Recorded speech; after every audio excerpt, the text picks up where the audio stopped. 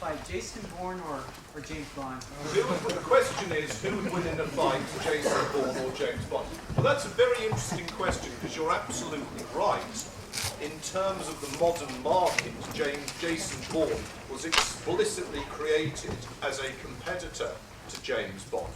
And indeed, you could argue that with the Daniel Craig depiction of James Bond, to a certain extent, has changed in order to respond to Jason Bourne. What I would say is interesting about them is that the Jason Bourne, in cinematographical terms, work very well. They are fast, they are snappy, they are very well, the way in which the words appear on the screen, that ticker-tape fashion, they're very good. The difficulty is, quite frankly, the actor.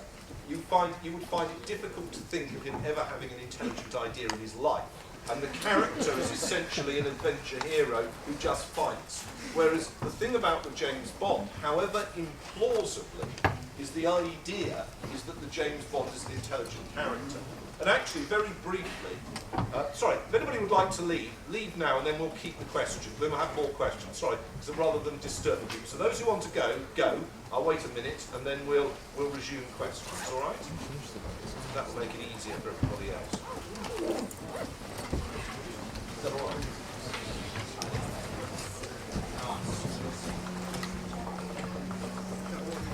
Sorry.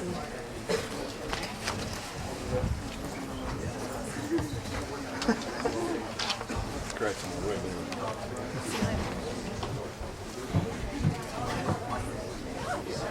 Enjoyed this. Oh, good. I'm glad that's going to come down. Oh, thank you. Thank you for coming on. We really appreciate it. You know that Ian Fleming, when he was trying to think of the idea for the name, he was trying to think of the name for the character of James Bond. He was in the West Indies on a coffee table. There was a West Indies field guide for the birds in that area. And of course, the opera station was James Bond. There you go. Right, just continuing, I mean, I don't know how much you know about intelligence operations. One of the points about James Bond and Jason Bourne is that, in a way, you've got the tension which you've got in the intelligence world. The tension in the intelligence world is between SIGINT and HUMINT. SIGINT is signals intelligence, HUMINT is human intelligence. For both the United States, which of course is the major world player in intelligence operations, but for the British, who are important and are linked to the Americans through the Anglo-American intelligence sharing agreement, for both of them, the prime intelligence services are SIGINT. Right? So in other words, you have permanently satellites trying to cover as much of the world's surface as possible. You have permanent listening in on phones. If you were, for example, you want to get your phone calls listened into, try making some random remarks about terrorism on your phone, and you will find that a computer will log in on it, and that will then go as a feed, and somebody will have to decide whether the word patterns and other associations justify a more intensive examination of you and your communications. So most intelligence is SIGINT. Repeatedly in the James Bond stories, of course, you have the clash between SIGINT and HUMINT. You get the idea being that the satellite has flown over an area, as in GoldenEye, or the reconnaissance planes have flown over an area. The same thing happens, for example, in You Only Live Twice. And there's no sign of any alien base, of any hostile base, all right? Which is the case in You Only Live Twice. The fact is that the villain is based underneath a volcano, all right? And again, the same thing occurs in GoldenEye. So in other words, James Bond emerges as the character who in a sense shows that SIGINT doesn't work and that you need that you need the agent on the ground. But you then take it a stage further with reference to your question, which is again like Jason Bourne. Most intelligence operatives in the field do not operate as individuals. That's not how intelligence systems operate. You operate as part of a cellular structure which is linked through quite clear patterns of control and command. Right? You're in a hierarchy. Okay? That, of course, is completely antithetical to the filmmaker. What the filmmaker wants is the line you get repeatedly in the James Bond stories: "You're on your own now, Bond." You know, this kind of thing. Well, actually, that's not how spies tend to operate. The nearest you get to that is deep cover traitors. In other words, if you're running a traitor, Obviously, the traitor, in other words, somebody, let's say you're the controller of somebody in the Iranian Secret Service. The character in the Iranian Secret Service is going to be operating probably on his own, unless there's a cell of them. But that is not, it's rather difficult to make that the hero figure in a film you're making. So, okay? So you've got, first of all, you've got the de-emphasising of the role of Signet, and second of all, you've got the idea that it's all down to one individual. Now, in a way, that, in a sense, speaks to our deepest sense of heroism. Our deepest sense of heroism is the idea that one person can make the absolute fundamental difference. And sometimes people can do that. You know, it'd be naive. I mean, obviously, assassins, for example, though again, even assassins tend to operate in groups. They tend to operate not as individuals. It tends to be somebody else who smuggles the weapon across the international boundary and so on and so forth. You don't want a prime assassin getting detained just because he's carrying a high-velocity rifle. You know, get some idiot or low-grade person to take the high-velocity rifle across, because if they get caught, you can always find somebody else to carry a high-velocity. High-velocity rifles are cheap compared to assassins, good assassins. So, it's in a way a fantasy account, all right? But it works because it speaks to how we want to think these things operate. Yes, sir? Is James Bond a code name? The name was invented by Fleming.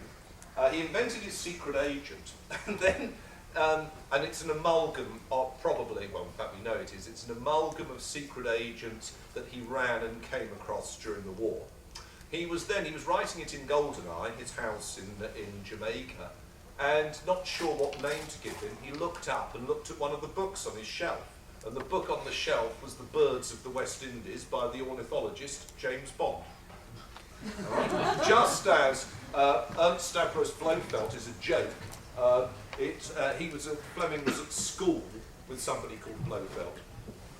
So again, it's a joke. Goldfinger, in fact, Goldfinger is a take on a leading modernist architect of the 1930s who Fleming loathed. So he called it, just think about it. If you want to be, if you want to really fall foul of somebody, don't fall foul of a famous novelist, because they can create you forever. And all they need to do is to put a note in saying any familiarity with, living people is completely accidental, and then they've covered themselves legally. Yes, sir. You hit on Goldfinger and James Bond, but what about the other interesting nickname characters like Octopussy and Pussy Galore? Were those just figments of imagination, or were they? They were invented figures. Octopus is an interesting one, and it shows in a way, if you've read it, the sophistication. Fleming's story, Octopussy, is a short story. It's essentially about a retired Secret Service agent who lives in Jamaica, is on his own, and he has a pet octopus, which he feeds every day. And James Bond turns up, and there's a conversation between the two men. And in the conversation, it emerges that Bond has been sent to look for a Secret Service agent who they've now discovered betrayed an operation for personal gain 10 years earlier. And it's all rather nuanced, it's not pushed too far, and Bond says he'll be back tomorrow to continue the conversation. And the guy realises that Bond knows that it's him, so he slashes his arms and walks into the water, where of course the octopus then kills him, thinking he's prey. So it's actually quite a brilliant short story. It's essentially about the interplay between just two men. You create character through the conversation. It is a world away from the film. The only thing that's similar in the film is that one of the networks uses the symbol of an octopus. That's the only thing they have in common. It's written in the style of Somerset Maugham. It's a very good example of creating economy through quite spare dialogue. There's another one like that, in which Fleming goes to an embassy dinner. Dinner and the governor, a British island in the West Indies, and essentially the governor tells him a story. It's Quantum of Solace. It's the short story Quantum of Solace, which is nothing whatsoever to do with the film. And essentially, it goes to a story, and he tells him a story about infidelity and murder in a British colonial context. And then the other guests leave, and then the governor tells him, well, in fact, I was talking about those people, and that's the story. You know, it's again a brilliant Somerset Maugham kind of story about character and about people's relationship with each other, but obviously terms, you know, the second of the Daniel Craig films was The Quantum of Solace, which has absolutely nothing whatsoever to do with the plot. Yes, sir? What happens to James Bond in a WikiLeaks world where there are no secrets? Well, I mean, that's an interesting story. I mean, what happens to James Bond in the future, I don't know. I mean, each film makes over $100 million, so they're worth making, but they cost quite a lot of money. So it's up to the filmmakers to decide if the equations are worth making. As far as WikiLeaks, don't believe for a second there aren't many secrets. I mean, the problem, though, is not so much that. I mean, if you look at the major geopolitical problem for the United States, the major geopolitical problem for the United States is working out what Chinese policy is going to be over the next few generations, and working out what is going on inside the Central Committee of the Chinese Communist Party. It's very difficult to do that on the basis of conventional spying, but WikiLeaks certainly isn't going to do it. I mean, WikiLeaks is a very flawed and limited view of the world. Yes, sir. Dr. Black, this is kind of a personal question, but I'm just kind of curious, at what point did you decide to become a scholar of James Bond? I don't mind being asked that. In fact, actually, one of the interesting things, if you ever meet people who work in particular fields, is to ask them about things like that, because historiography, like any other subject, is comprised of individuals. I wrote 2 books on maps. I wrote a book called, I'm essentially a military historian, but I wrote 2 books on maps. I wrote a book called Maps and History, which is about how people have mapped the past. And I wrote a book called Maps and Politics, which is about the politics of map making. Okay? And I usually like to write in a sequence of 3. And I decided I would write the 3rd in that sequence on the image of the world as a target in James Bond stories. And I would just write it as an essay or an article, in other words, a short piece. And when I started to do that, I thought, well, I better see what the secondary literature is on Bond.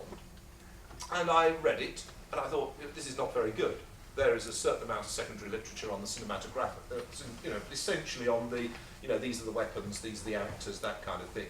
There is one famous essay on the novels written by the Italian structural thinker Umberto Eco, who wrote a famous essay in the mid-60s arguing that the James Bond stories work like Wagner operas in terms of having stereotypes that lead to predictable responses by the readers. And that was it. Nobody had really looked at the politics of it. So I thought, well, I'll sit down and I'll write that. And I did the research for it. It proved, proved quite an easy topic to do the research for. You have to sit down and reread the novels and rewatch the films. I never tried to ask the Inland Revenue if they would allow me to have those as tax deductible. I thought that would be pushing my luck too much. So then I did it. And obviously, if you're giving, it's interesting because if you're speaking, it's the kind of, I would say I probably speak on this topic maybe once a year, maybe twice a year. It's an interesting topic because it engages with the readers. So often, if you're a historian, the problem is, how do you get readers to be interested in your topics? So, for example, one of my standard lectures was on why the Allies won World War II, which is an interesting topic for a certain generation of men, but often doesn't work for a wider audience. So you have to think, who's going to ask you to give the lecture? What kind of lecture are you going to be asked to give? And therefore you've got to think about how it works. You're always trying to think of new ones. I mean, I'm trying to think, I've never given a lecture on the topic, but I'm trying to think about working out one on Sherlock Holmes on exactly the same basis. And obviously, if you want to take James Bond, I did a book on James Bond, if you want to take it further, something I haven't mentioned at all, is Fleming dies in 64. In 68 appears the first of the continuation novels. In other words, it's a novel that James Bond features in. It's called Colonel Sun. Again, it's the Chinese are the villains. It's written by Robert Markham. Robert Markham is a pseudonym for the great novelist Kingsley Amis, who was interested in James Bond. And it begins a whole series of continuation novels. Now, Colonel Sun's a good novel. Most of them are terrible. Most of these novels are terrible. But it's interesting, again, for precisely what I'm talking about. For the historian to study change through time is fascinating. Yes, yes. You said there wasn't as much a connection with the younger generation. Do you think James Bond will continue to endure as a popular character, or do you think it will slowly be replaced by more relevant? Well, that's again a very interesting question. As I mentioned, they're very expensive, the films, partly because the special effects, which is what people expect, are extraordinarily expensive. And so it's not like an ordinary film where you might be deciding you're going to drop $30 or $40 million, which is, a risk, and sometimes they go wrong, but fundamentally you ought to be able to recoup that on video or DVD sales around the world, even if it doesn't take all that well on American, cinemas when it comes out. James Bond film has to work as a global product.